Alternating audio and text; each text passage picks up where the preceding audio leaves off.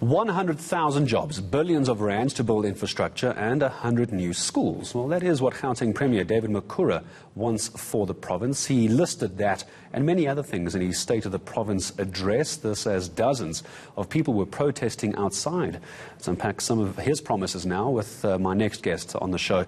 Joining us is Chief Revenue Officer at Intiyiso Consulting, as Mr. Mayelani Holeni, who joins us with his expert views on this. Good to have you with us. Thank you very much. Thank you for your time. Just give me your thoughts overall. Some 39 pages you were telling me off air is what this State of the Province address was. Many promises, many shortcomings, some would argue. Yeah, quite an ambitious approach taken by the Premier. And we see that, he's building at least, the speech around the 10 high-growth economies or industries within the city, and all of those require a massive effort. If you look at the type of expenditure that we're talking about and the type of investment that is coming in and the number of jobs that are created, we're still way behind in terms of getting to the level where we can say the Gauteng economy is growing or is pumping at the level that it should be, because this is a hub, and this is a big hub financially. It used to be a mining town, but things have now changed. The province needs to look at different ways of how to re-engineer itself. And my take on it is we can't do everything that is being stated in terms of the priorities. So we need to really pick the high-impact priorities to be able to drive the economy of Gauteng. Give me your top priority. You say there's a handful of top priorities, and of those top priorities, you've got to find the very top of the cream on this. If you're looking at issues of service delivery, economic activity, and obviously corruption within the provincial municipalities, where do you find that top-tier priority? Definitely on the economic side, because if you look at where and how the country is growing, the economy is not growing, therefore it cannot yield jobs, and it's not bringing in new people who are unemployed into the economy, as well as new business people or entrepreneurs. So we're looking essentially within the economy to look at various factors that must be done or engineered to get people to work. They talk about industrialists that must come into the economy. They talk about agro-processing. They talk about various things. But where we need, or what is required here, is to look at the sunset industries. If you look at the fact that the sunrise industries as opposed to the sunset industries, the mining side has declined. Some of the economies have declined. We know the East. Manufacturing is also declining. So we really are looking, and we should be looking at high-tech industries that should be bringing in a lot more highly skilled people that can create a lot more jobs here. You may have heard the report from earlier this evening from my colleague Govan Whittles, where we were talking about the Premier wanting to raise 300 billion rand from the private sector over the next decade, there or thereabouts. That's worrying, considering what you were just saying about the inability to create jobs to then create the money. Where does this 300 billion rand in a decade come from? So if we look at the various investments that have flowed into the country, we know that there are SEZs that have been created over Gauteng. We've seen industries, coming to a build. We're looking at the automotive side as well.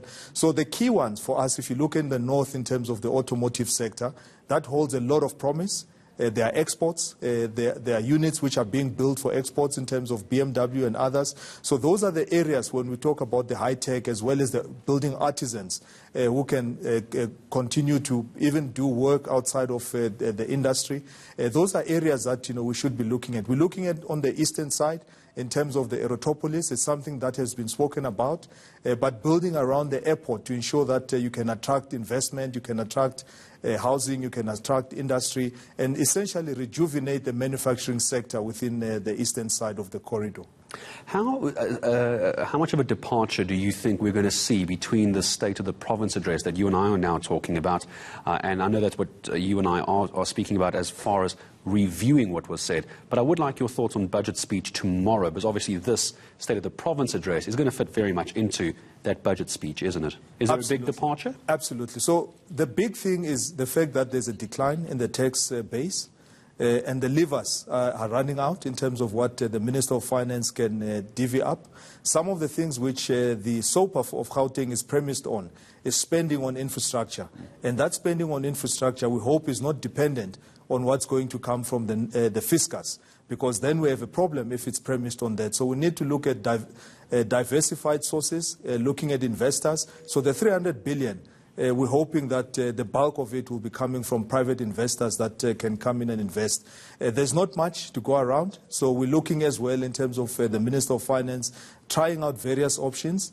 He has been tweeting about cannabis, for instance. There's a big industry that we need to be looking at around the cannabis, not only for medical use, but for various other uses that can catalyze the economy of South Africa.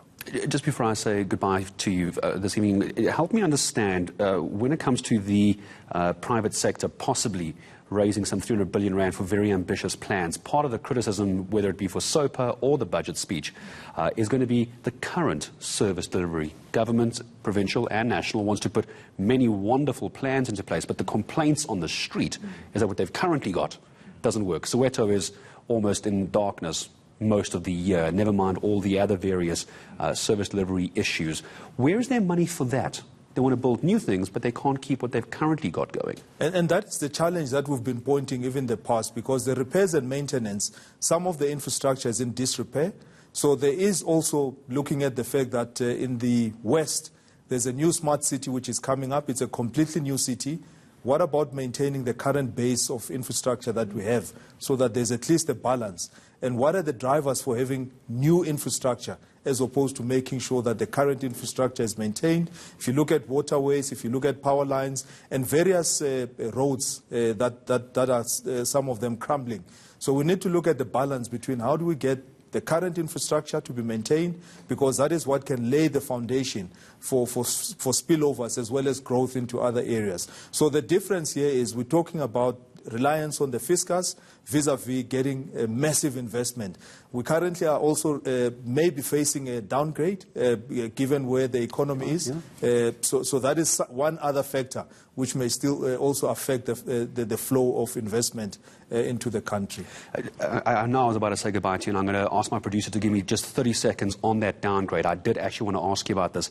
If we're downgraded, come tomorrow just after this budget speech, is this the end for South Africa? Very briefly? It simply means that to access finance or any kind of funding becomes a lot more expensive. It becomes a lot more difficult. The willingness of flow of capital into the country may even dry up. They may even look at other emerging markets. So we may become less attractive if you compare us to the other emerging markets where perhaps there could be better returns. So that is the trick that we need to really navigate, against. And it may come sooner, even within the first quarter of the new financial year. Sure, it's very worrying news, but I appreciate your honesty in coming in to speak to us this evening. Thank you for joining us here on Nightline. That was Intiyiso Consulting's Mr. Miyalani Holeni joining us ahead of the budget speech tomorrow.